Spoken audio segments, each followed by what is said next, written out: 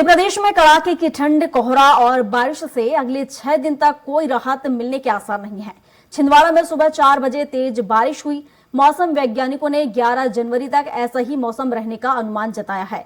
हरियाणा के ऊपर western disturbance active होने से प्रदेश में भी मौसम सर्द रहेगा। शनिवार को भोपाल, इंदौर, ग्वालियर समेत 30 जिलों में मध्यम से घना कोहरा रहा। वहीं आधे प्रदेश में बादल छाने के साथ बूंदाबांदी या हल्की बारिश हो सकती है। इससे पहले शुक्रवार को भी मौसम सर्द रहा और कई जिलों में शीतलहर चलने से कोल्ड डे जैसी स्थिति रही, तो दिन में हल्की बारिश का दौर भी चला। इससे प्रदेश के 13 जिलों में टेम्परेचर 20 डिग्री से कम रहा। गुना सबसे ठंडा रहा। यहां पारा 15.5 डिग्री सेल्सियस दर्ज किया गया। यहां दिन का तापमान सामान्य से 7.9 डिग्री सेल्सियस कम दर्ज किया गया।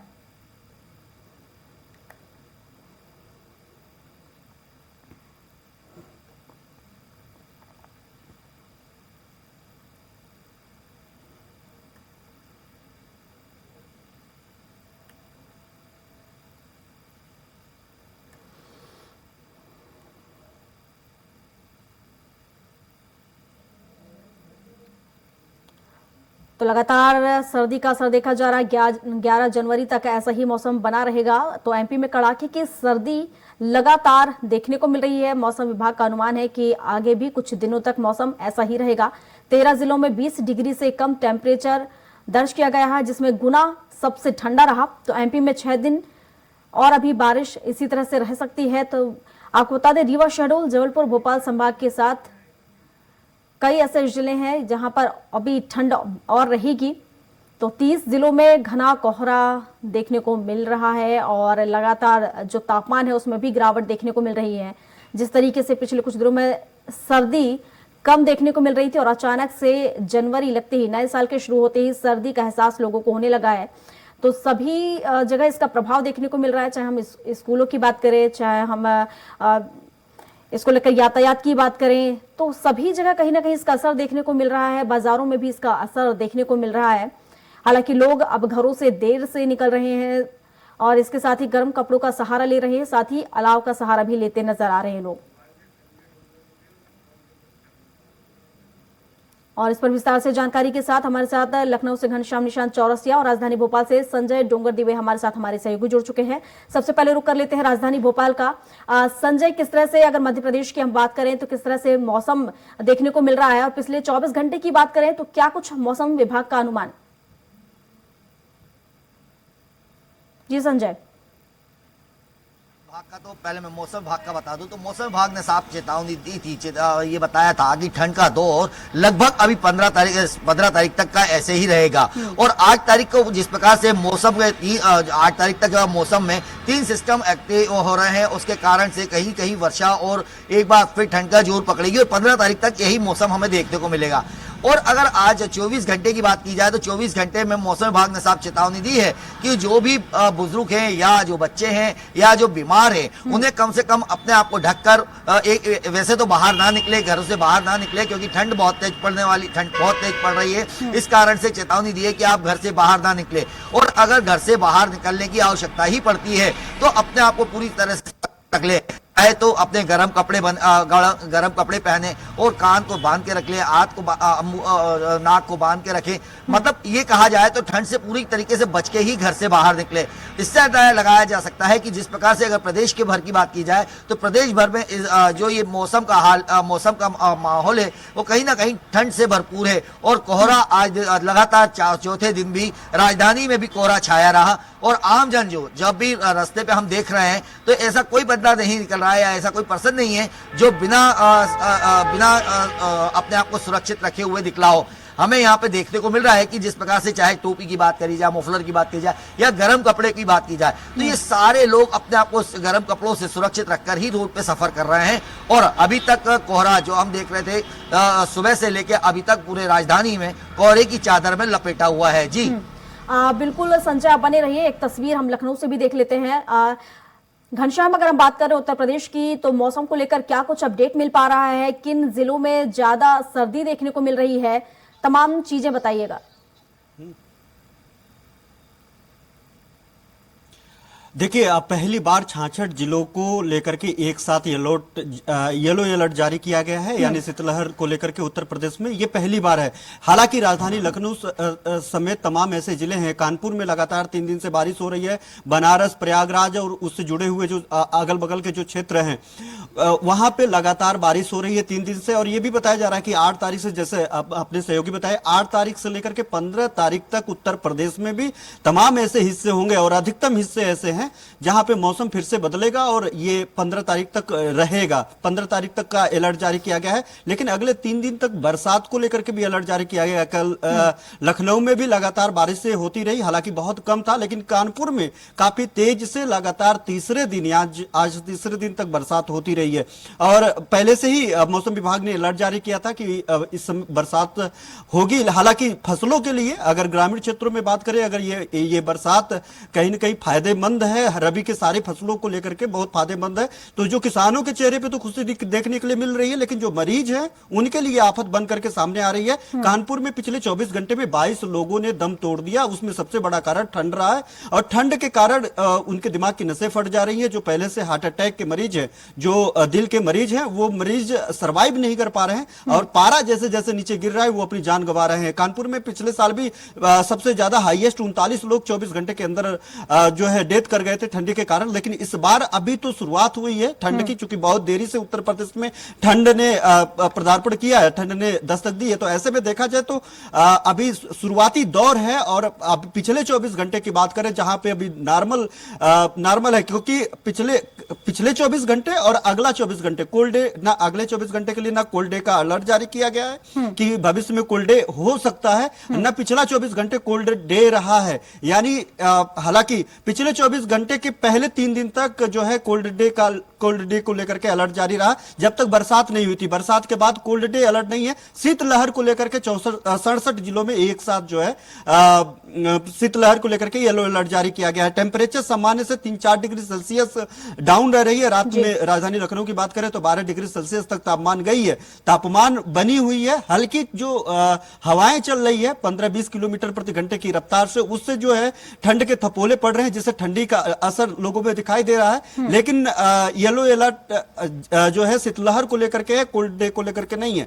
लेकिन जो मरीज हैं वो मरीजों के लिए ये आफत बनकर के सामने आया है। तमाम ऐसे जिले हैं जिन जिलों में ऐसी तस्वीरें आ रही हैं कि ठंड के चलते वो जान गंवा रहे हैं। कानपुर में तो इसको लेकर के अलर्ट जारी कर दिया गया है। पूरे प्रदेश की अगर बात करें तो पूरे प्रदेश में 67 जिलों में येलो अलर्ट जारी किया गया है। बाकी अन्य जिलों में भी अलर्ट जारी किया गया है, लेकिन वहां पे स्थिति समान रहेगी। और जो 24 अन्य जिले हैं वहां पे बरसात के साथ शीतलहर का भी अलर्ट जारी किया गया है। हालांकि बिल्कुल जिस तरीके से लगातार मौसम बदल रहा है, सर्दी बढ़ रही है, तो लोगों का जनजीवन अस्त व्यस्त हुआ है और काफी असर हर क्षेत्र में देखने को मिल रहा है। फिलहाल शुक्रिया आपका तमाम जानकारियों के लिए। तो 11 जनवरी तक मध्य प्रदेश में ऐसा ही मौसम बना रहेगा, मौसम विभाग का कहना है। और इसके साथ ही आपको बता दें कि उत्तर प्रदेश की अगर बात करें तो उत्तर प्रदेश में भी हमारे सहयोगी ने बताया कि 15 जनवरी तक ऐसा ही मौसम बना रहेगा। हालांकि जनजीवन अस्त व्यस्त हुआ है, चाहे स्कूलों की बात करें, चाहे किसानों की बात करें, या बाजारों की बात करें, या स्वास्थ्य की बात करें। लगातार यहाँ पर देखा जाए तो इन क्षेत्रों में इसका प्रभाव जरूर देखने को मिल रहा है। हालांकि इसका ज्यादातर प्रभाव मरीजों में देखने को मिल रहा है। जिस तरीके से उत्तर प्रदेश में हमारे संवाददाता बता रहे थे कि वहां पर कई लोगों की जान सर्दी की वजह से चली गई है, कितने लोगों की नसें फट गई है, तो कई लोगों ने अपनी जान यहाँ पर गंवा दी है। तो सर्दी का असर लोगों की जिंदगियां ले रहा है और आपको बता दें लगातार हर क्षेत्र में इसका असर देखने को मिल रहा है। स्कूलों में भी बच्चे सुबह से जा रहे हैं, तो सर्दी का असर देखने को मिल रहा है। तो बीमारी का खतरा कहीं ना कहीं ऐसे मौसम में बढ़ जाता है, क्योंकि जिस तरीके से मौसम परिवर्तन होता है ऐसे में जो बीमारियां हैं वो भी सक्रिय हो जाती है। और ऐसे में अस्पतालों की भी स्थिति देखा जाए तो वहां पर भी मरीजों की लंबी लंबी लाइनें देखने को मिलती हैं। वहीं स्कूलों की भी बात करें तो स्कूलों में भी इसका प्रभाव देखने को मिल रहा है, क्योंकि जो स्कूल सुबह से पहली पारी में लग रहे हैं तो कहीं ना कहीं उसमें जो बच्चे स्कूल पहुंच रहे हैं उन्हें काफी दिक्कतों का सामना करना पड़ रहा है, क्योंकि सुबह से बच्चे उठ रहे हैं। और अगर देखें तो आम जनजीवन की बात करें और आम लोगों की बात करें तो लेट ही यहाँ घरों से लोग निकल रहे हैं, लेकिन बच्चे समय निर्धारित होने के चलते उन्हें सुबह से ही स्कूल जाना पड़ रहा है। तो काफी समस्याओं यहाँ पर देखा जाए तो शिक्षा के क्षेत्र में भी प्रभाव इसका देखने को मिल रहा है। तो लगातार मौसम परिवर्तन हो रहा है, जिसके चलते, और इस पर विस्तार से जानकारी के साथ हमारे साथ भिंड से हमारे सहयोगी जुड़ चुके हैं, तो हमारे साथ अमरकांत जुड़ चुके हैं, तो अमरकांत से ही जान लेते हैं। अमरकांत जी, अगर हम बात करें भिंड की, तो किस तरह की तस्वीरें आप देख पा रहे हैं भिंड क्षेत्र से? किस तरह से नगर निगम की क्या कुछ व्यवस्थाएं बढ़ती सर्दी को देखते हुए, और स्कूलों के क्या कुछ हालात बताइएगा। जी, भिंड में नगर निगम अभी की घोषणा तो हो गई है, मगर नगर निगम की चालू नहीं हुई। भिंड में सर्दी की हालत है, छोटे छोटे जो बच्चे स्कूल जाते हैं 3 दिन की छुट्टी के बाद, जब छोटे छोटे बच्चे स्कूल जा रहे हैं, सर्दी इतनी है कि चूंकि भिंड में कोहरा जो दिसंबर से शुरू हो जाता था वो एकदम लेट शुरू हुआ है। इसका आप देख सकते हैं कि भिंड में जबरदस्त कोहरा है। आज करीब 10 दिन से सूर्य के दर्शन नहीं हो रहे हैं और तेज हवाएं चल रही है। आप देख सकते हैं तेज हवाएं चल रही है और छोटे छोटे बच्चे ये चाहते हैं वो बीमार हो सकते हैं, मगर उसके बावजूद भी कोई प्रशासन ध्यान नहीं दे। नगर पालिका जहाँ हर साल अलाव जलाती थी, वहाँ इस साल कोई अलाव की व्यवस्था नहीं है। यहाँ तक कि आम आदमी नहीं, पशु भी परेशान है, क्योंकि सर्दी इतनी पड़ रही है कि लोग आमजन अपने घर से नहीं निकल, जो काम है जिन लोगों को, कोई घर से बाहर निकल रहे हैं। जी बिल्कुल अमरकांत जी, हालांकि हम देखें यहाँ पर तो बड़ी चुनौती प्रशासन के सामने रहती है, क्योंकि एक तो जिस तरीके से अभी बच्चों की छुट्टियां, तो कहीं ना कहीं शिक्षा भी प्रभावित हो रही है, लेकिन उनके स्वास्थ्य का भी ध्यान रखना बेहद जरूरी है। तो ऐसे में चुनौती कहीं ना कहीं प्रशासन के सामने भी है। लेकिन सबसे बड़ी बात यह है कि जिस तरीके से नगर निगम को जो सुविधाएं पहले कर लेनी चाहिए थी, अलाव का सहारा कर लेना चाहिए था, वो सुविधाएं शायद अब देखने को नहीं मिल रही है। नगर पालिका द्वारा अभी तक कोई भी सुविधा यहाँ नहीं दी जा रही है। आप देखें पूरे शहर में कहीं भी चले जाए, कहीं भी अलाव नहीं जलते, क्योंकि आप बेसहारा लोग भी, गरीब बुजुर्ग लोग हैं जो तो सर्दी पड़ती है। सर्दी से सबसे ज्यादा अगर किसी को नुकसान होता है तो बुजुर्गों को होता है, क्योंकि हार्ट अटैक की बीमारी है, किसी को दमा की बीमारी है। लोग अपने घर से काम के लिए निकलते हैं कि लोगों को रोजगार भी चाहिए, क्योंकि लोग अगर कमाएंगे नहीं तो खाएंगे क्या। तो वो जब बाजार जाते हैं तो उनके लिए कोई अलाव की व्यवस्था नहीं। नगर पालिका की कई बार कह चुके, जहां तक कि जनप्रतिनिधि भी है, मगर कोई अलाव की व्यवस्था नहीं है। 3 दिन की स्कूल की छुट्टी जरूर थी, मगर आज से जब विद्यालय चालू हुए तो छोटे छोटे बच्चे जो कई LKG या UKG में, यहाँ तक कि कक्षा 1 तक के बच्चे स्कूल जा रहे हैं, उनसे पूछा जाता है तो वो कहते हैं अगर हम नहीं जाएंगे तो हमें मैम या सर मारते हैं। बिल्कुल, तो जिला प्रशासन ने अभी बिल्कुल, हालांकि हमारे माध्यम से, स्वराज एक्सप्रेस के माध्यम से इस खबर को दिखाया भी जा रहा है। शायद अब उन जनप्रतिनिधियों के कानों में जू रहेंगी और नगर निगम के कानों में शायद अलाव का सहारा, तमाम व्यवस्थाएं की जा सके। हमारे साथ पेंड्रा से भी जुड़े हुए हैं विपतराम, तो पेंड्रा से भी तस्वीर जान लेते हैं। विपतराम, अगर हम बात करें पेंड्रा क्षेत्र की, आसपास के इलाकों की, तो किस तरह की तस्वीरें हैं? और स्वास्थ्य के क्षेत्र में अगर हम बात करें, अस्पतालों की बात करें, तो अस्पतालों में किस तरह की तस्वीरें? क्योंकि ज्यादातर असर हम देखें तो सबसे ज्यादा प्रभाव सर्दी का मरीजों में होता है, और जो खास तौर से अगर हम देखें सांस लेने की समस्याएं लोगों को हो जाती हैं, नस फटने जैसी समस्याएं, तमाम तरह की इस तरह से जो मामले हैं निकलकर सामने आते हैं। तो किस तरह की तस्वीरें पेंड्रा से?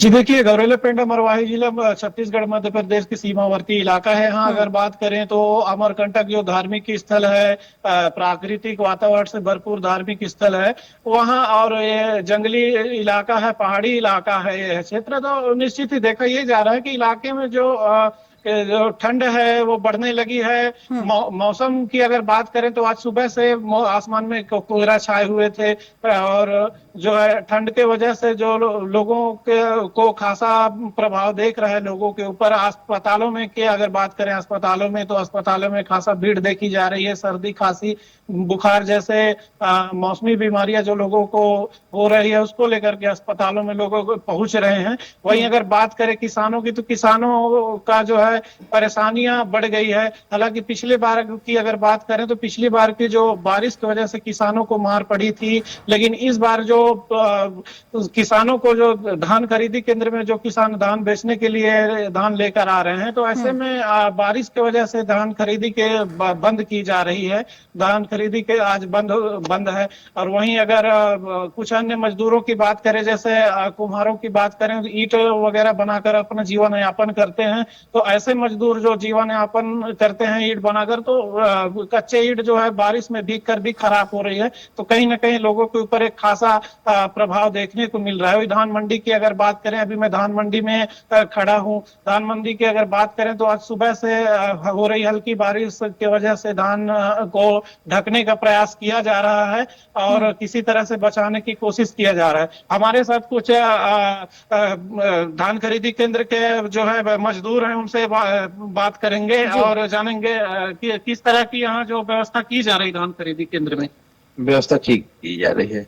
हम यहाँ से 3-4 बजे रात से यहाँ पर रुके थे, रात में ये रुकते हैं, तो यहाँ ढकने अपने की व्यवस्था ठीक की जा रही है। यहाँ क्या पर्याप्त साधन है, पानी त्रिपाल वगैरह? हाँ है, पर्याप्त है साधन ढकने। तो ये पर्याप्त साधन की बात कर रहे हैं जो धान को किसी न किसी तरीके से बचाने की कोशिश में जुगत में लगे हुए हैं।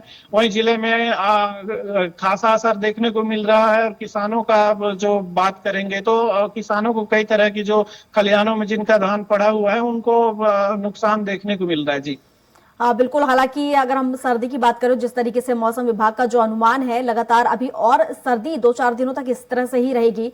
हालांकि इसका असर सभी क्षेत्रों में देखने को मिल रहा है, चाहे हम शिक्षा की बात करें, चाहे हम स्वास्थ्य की बात करें, चाहे धान खरीदी केंद्रों की बात करें या बाजारों की बात करें, तो तमाम क्षेत्रों में इसका असर कहीं ना कहीं देखने को मिल रहा है। फिलहाल शुक्रिया आपका तमाम जानकारियों के लिए।